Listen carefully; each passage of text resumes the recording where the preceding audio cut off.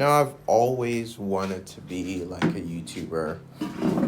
They talk about crazy shit, and then before you know it, they do something absolutely unseen before. And then there's me, like I grew up in Ghana, and because I grew up in Ghana, I didn't have a camera. My parents weren't exactly happy about social media. We mentioned Instagram, and they think that you've been possessed by a demon if you decided to upload a picture there because you craved attention from other people. You are, you're a little bitch boy. At least that was what existed in their vocabulary and their context. So actually doing anything that had to do with social media kind of meant that you were spawn of Satan.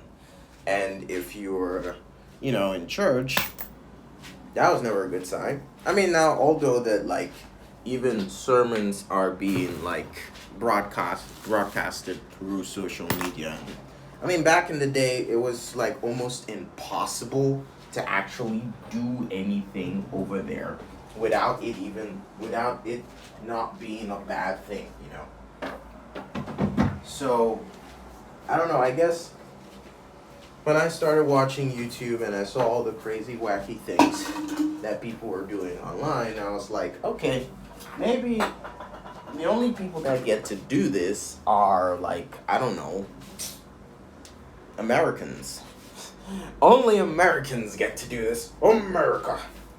So, I guess part of me wanted to be a part of that group. A part of me wanted to be able to travel to the U.S. and have that sort of freedom. But, that's not necessarily what makes a YouTuber. Somebody's life choices could be very different from whatever it is that you consider as a reality. And some of them, too, are not necessarily stemmed in truth.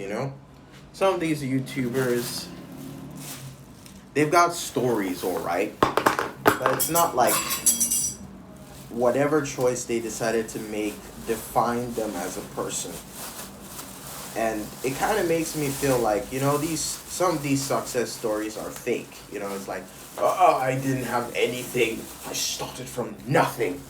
But meanwhile, they've had like billionaire dads that were just sitting there making sure that they got the number of views that they wanted. Just basically looking at their progress and making sure that it is something that their dear sweet boy wants. And then there is, I don't know, maybe the rest of us. Those who don't necessarily have a plan B, or at least even the plan B itself went kaput. It went up in smoke. Everything is in flames, and the only thing that could put all the pieces back together is the one thing that we're not even sure is going to work, So, trust me when I say that sometimes, I don't know, a lot of people sell the underdog story, and they're like, we had nothing, and y'all supported us. And I mean, yeah, no shade to those people, and obviously it comes from a place of absolute care. But I already know a little bit about how this whole thing works. And some people have been riding the wave for such a long time. Like, they don't necessarily need to do anything great because they know for a fact that they're just going to be supported, and they can just simmer down their content to absolute nothingness. And you're still going to have to hang on because they're the ones that call the shots now. You can't do anything. You could cry about it, but the chances are you can't change the fate that has already been sealed by them. I don't know, which kind of makes the content creation journey kind of like disappointing, which means that if the person gets rich enough or famous enough, they have the opportunity to cut their losses and run. Which is true, because no one ever tells you social media is going to be like a stable job for you. Some people are just thinking of it like a mine, an old mine. You can run in there, you can find whatever you want, you can keep it, but at the end of the day, you're gonna have to leave the mine. You're not gonna stay there forever, you know? I've seen YouTubers come and go, but not YouTubers stay. Eventually, Mr. Beast himself will retire. And I know maybe he said that before, maybe he hasn't said that before, but imagine having an entire channel that is dedicated to you and eventually not being there anymore. You know, like your contingency plan would be like, hey, let's go and get a crew that can replace us. He's gotten a crew, all right. If anything should happen to Mr. Beast right now, the show goes on. You know, in fact, most of the time he's been trying more than often to like let his team do the work for him so that he can just be in the background, so he doesn't have to do anything really.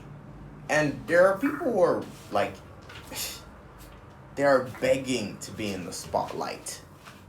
And maybe Mr. Beast is sick of it now, and his crew knows that, but at the end of the day, I always feel like this whole battle about bringing YouTubers back is kind of, it doesn't really fit into the criteria. Some people want to be gone, you know, like no hate to them. Like some people don't want to be here anymore. They don't want to be your content creation gods. They want to be out of the picture.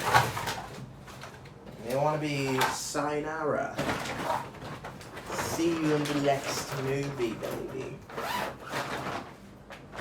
In another life, I would have loved to be like creating content with some people. Like, for instance, Henry. I don't know if I'll ever get the opportunity in the future, but Henry Liang of MXR Plays, he was a master of the sleuths, but not just because of the sleuths, but because of like the person that he was, you know. He was really funny, and Jeannie was really funny. I mean, I know she's not gone yet, but kind of feels like she is though, isn't she? Kind of like, I don't know, chasing after her on Twitch is kind of difficult, especially if you have like a schedule going on. If only there was a way they could capture the videos that they made and just upload them to like YouTube and stuff. It would be great. It would have been great, but I don't really understand the hate that comes after them, you know, like, I mean, yes, I guess YouTube's got its own really harsh rules and stuff like that, but really though, a couple? Like, how down bad do you have to be to go after a couple? Like, you've got to really think about this though. Amongst all the people, because you can't tell me that no one on YouTube is as bad as Jeannie and Henry. We're talking about two people that react to content. It is not that they created adult content, they just react to it. And now that they react to it, it is bad, whilst that same shit that they're reacting to is literally on your platform.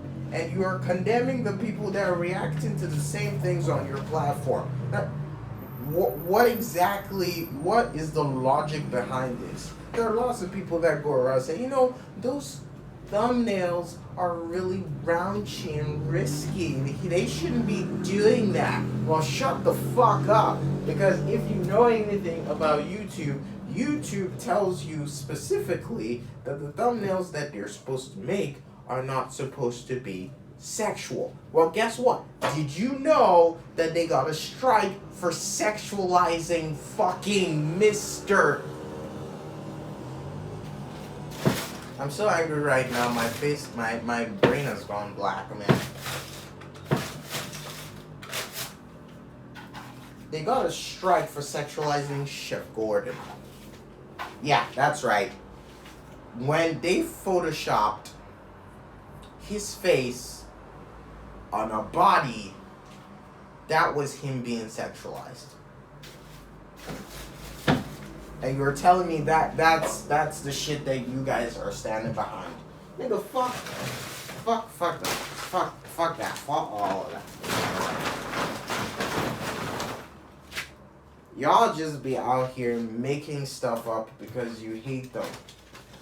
There is no other way you can tell me that they did this for.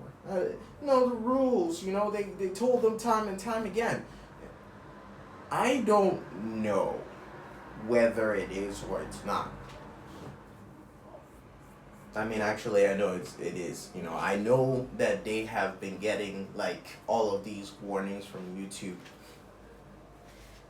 And there's got to be a reason, right?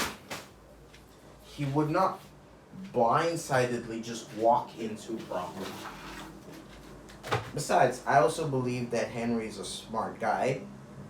So whatever decision he decided to make because of that should be understood. I would take it on the same level as, when you upload some stuff onto YouTube and they tell you that it's a copyright, it's like, hey, it's copyright. Somebody else made that shit, so you're not going to be able to monetize it, but you could upload it. It's all right. I think it's on the same level as that, It's like, you're not hurting anybody when you upload it. In fact, when any royalties come from that particular video because of their music, it goes to them. They benefit from you using their song, right? So if that is the case, then why exactly are the thumbnails so inherently evil, whilst there's practically worse? I would say that Henry is a master of thumbnails, or at least clickbait. It's a craft you kind of have to study when you're in the YouTube platform. Personally, I don't really give a fuck about thumbnails. Although, these past few days, I've had to master it as well, even though, if I'm being honest, I don't like it at all, because it takes so much time to create, and I'm like a content machine. I consistently keep creating content, so I can't even keep up with myself. When I get a management, they're probably going to hate me because I create too much content. The point I'm trying to make is that the mind is a powerful plate. Now, how you treat can affect you in a powerful way. No, that's not what I wanted to say. I wanted to say that in everyone's pursuit of getting more views on YouTube, you kind of have to call some shots. For Henry had an entire business to run. It wasn't something that he was okay with in the beginning. I mean, I'm pretty sure when he started out his YouTube channel, his first impression was like, hey, make Sloop mods, make money, have a good time. YouTube didn't like that. He got a girlfriend, they didn't like that either. They made a reaction channel, they also did not like that. So they decided to sabotage a guy's happy life because now he has got to live in his worldwide fantasy.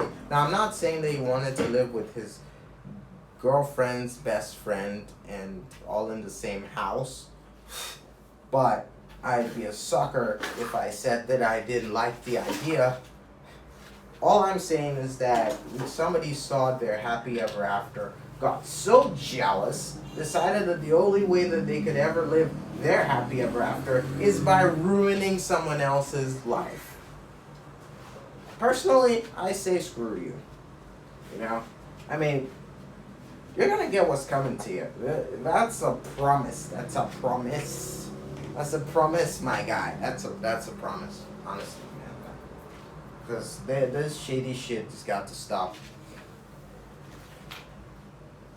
Because starting off with how much Henry and Jeannie endured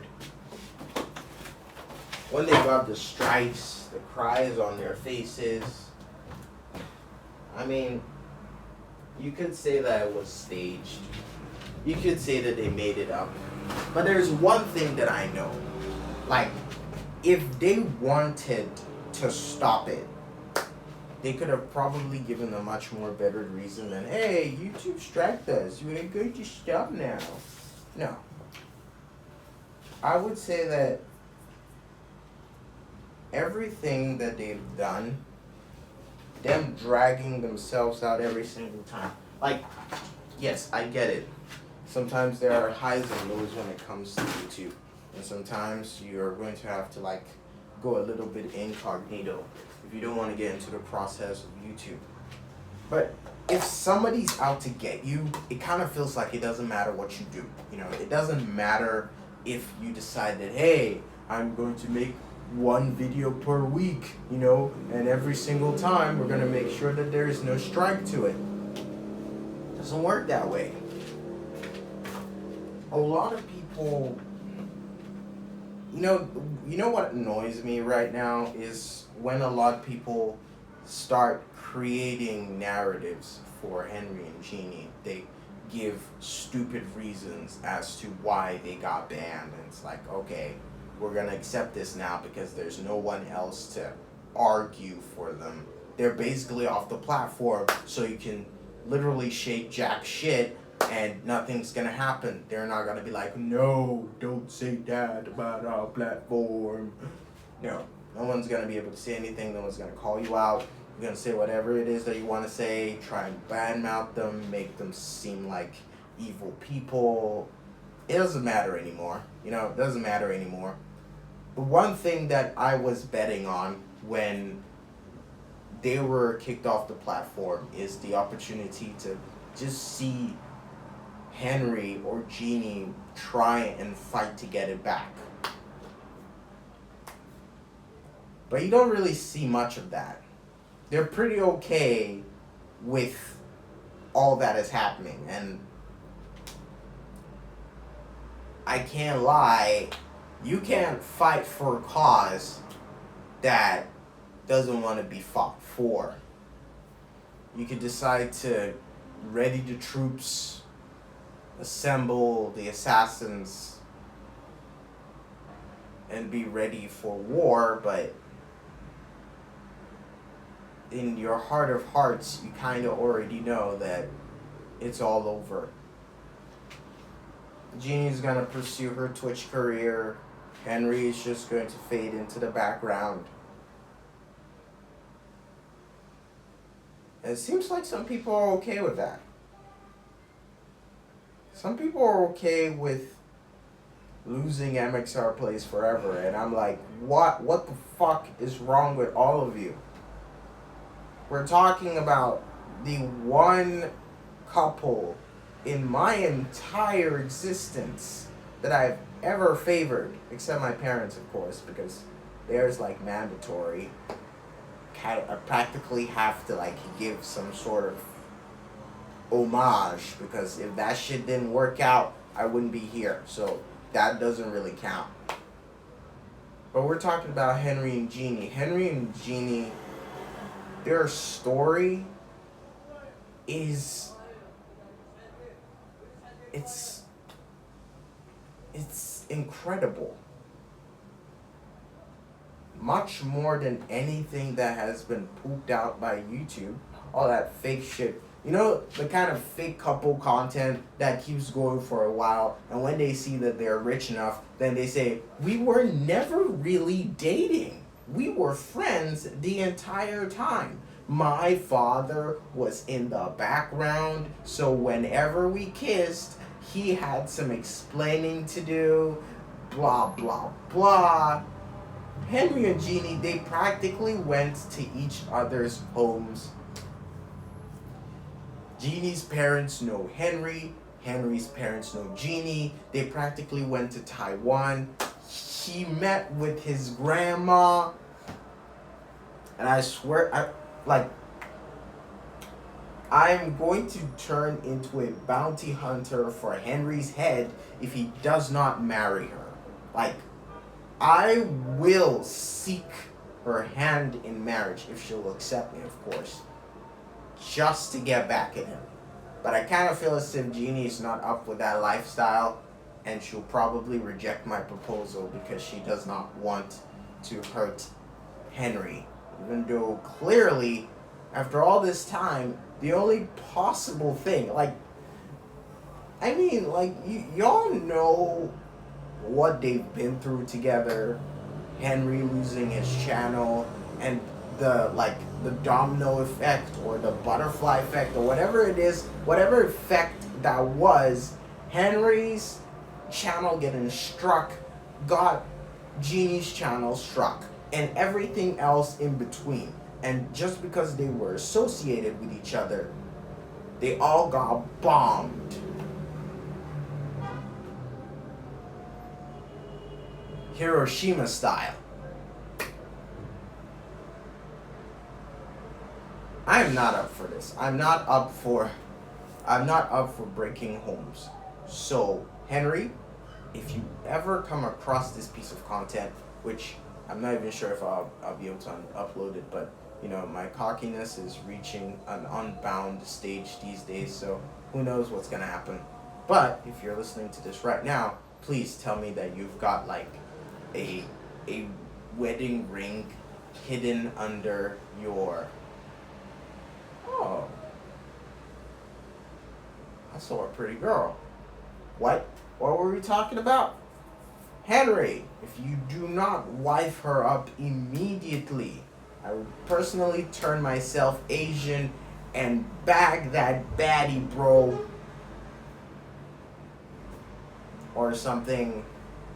I don't really know how the hood thing works, but gang gang. Gang gang. Peace. What am I doing? I mean, I kind of feel, isn't this like through hell and high water? Like you guys have been through thick and thin, literally. Being struck, being deleted, considered as outlaws of the YouTube platform. Like, oh my gosh.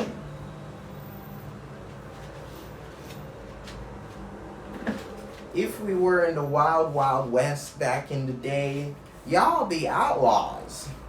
Y'all be renegades. Running around the streets, YouTube city, causing all manner of disruption.